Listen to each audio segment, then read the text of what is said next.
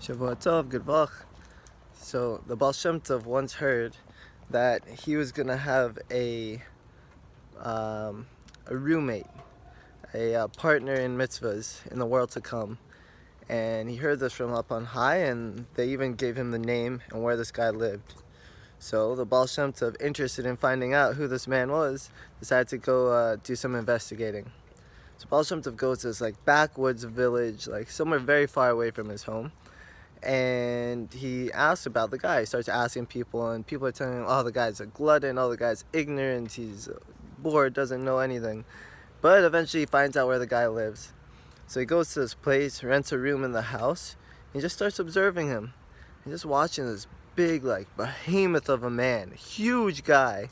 He's just watching this guy all day and all night. And the guy doesn't do anything. He doesn't really know how to daven. He doesn't know how to pray. He reads a little bit, but you can tell he doesn't know what he's doing. He really doesn't know any Torah, doesn't study any Torah.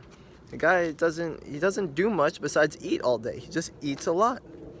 In fact, it's pretty extraordinary how much the man ate. So eventually the Baal Shem Tov can't take it anymore. He thinks, I just have to go ask this guy. So he goes up to the guy and he asks him, he says, excuse me, I heard from a reliable source that you and I are going to be roommates, that you're going to be my partner in the world to come. And this guy is shocked, and he says, I think you have the wrong man, because that really can't be me. And Baal Shem Tov says, no, I'm telling you, it's definitely you, but you have to tell me, have you ever done anything extraordinary for HaShem's sake? Have you ever donated a lot of charity? Did you save a life or something? The guy's like, no, I don't do anything. I don't even know how to read, really. I barely study any Torah. The only thing extraordinary about me is that I can eat a lot. The amount one regular person could eat in a week, I can eat in a day. That's it. That's the most extraordinary thing. Baal Shem Tov says, okay, well, why do you eat so much? And I says, oh, well, that's because of my father. So Baal Shem Tov says, oh, what did your father do? He says, well, my father died al kiddush HaShem. For HaShem's name, he died. He says, what do you mean?